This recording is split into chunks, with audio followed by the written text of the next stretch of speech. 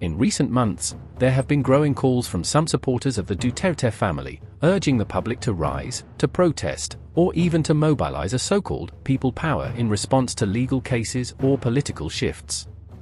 But the question remains, why aren't people responding the way they did in 1986? Why does it seem that despite the noise, no real uprising is taking place?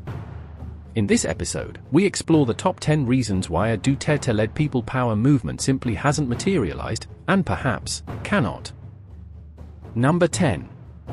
People power revolutions need moral clarity. One of the biggest reasons EDSA succeeded was its clear moral narrative, the people rising up against a dictator, the church against state violence, and light triumphing over darkness.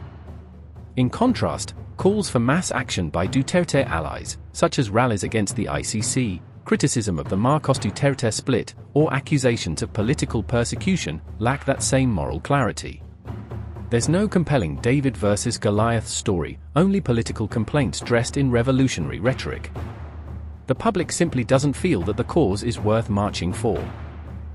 Number 9. The Dutertes are not political outsiders. Successful people's revolutions usually happen when outsiders challenge a corrupt system. In 1986, Cory Aquino was seen as a grieving widow, a reluctant candidate, and a moral contrast to Marcos. But the Dutertes? They've been president, mayor, senator, and vice president. They are deeply embedded in the same system they now claim to fight. It's hard to inspire a movement when people see you not as victims, but as power holders in decline. Number 8. No visible military support or cracks. In EDSA, the tipping point came when key military figures, Enraila and Ramos, defected from Marcos and asked the people to protect them. It created a dramatic moment of risk and solidarity. Today, there's no visible military support for any Duterte-led uprising.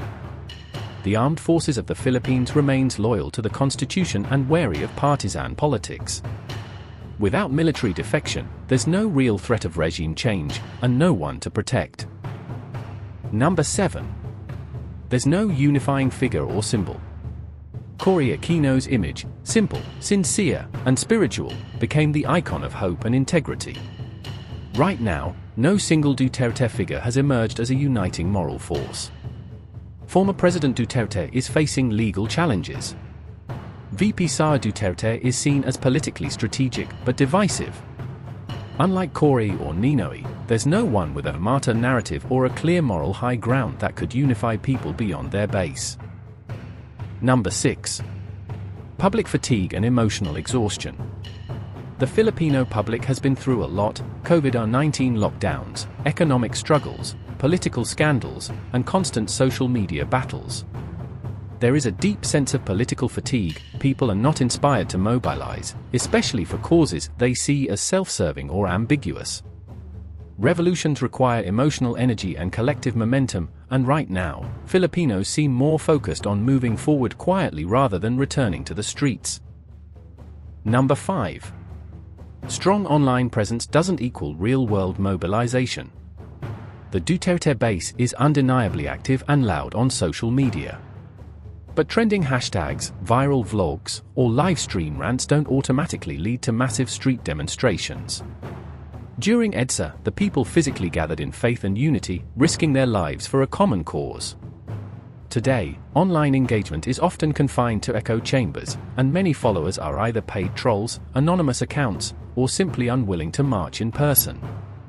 A revolution requires feet on the ground, not just fingers on keyboards. Number 4. The tone of Duterte rallies is often combative, not inspirational. EDSA succeeded because of its calm, prayerful, and dignified tone. Rosaries were raised instead of fists, and hymns replaced hate speech. By contrast, rallies and speeches linked to the Dutertes often feature coarse language, angry tirades, and polarizing rhetoric.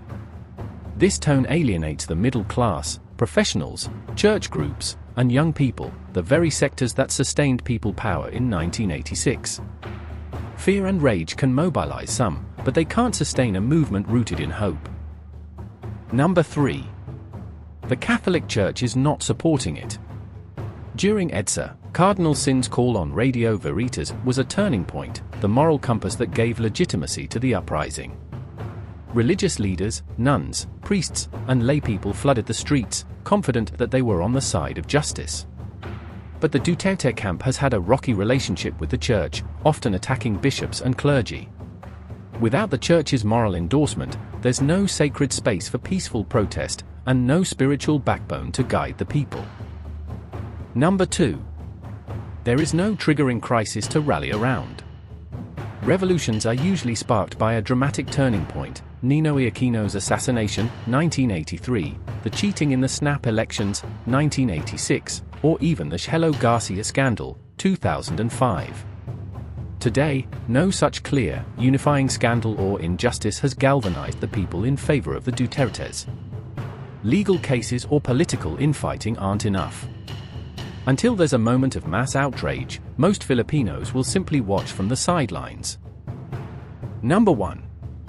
Genuine people power is organic, not orchestrated.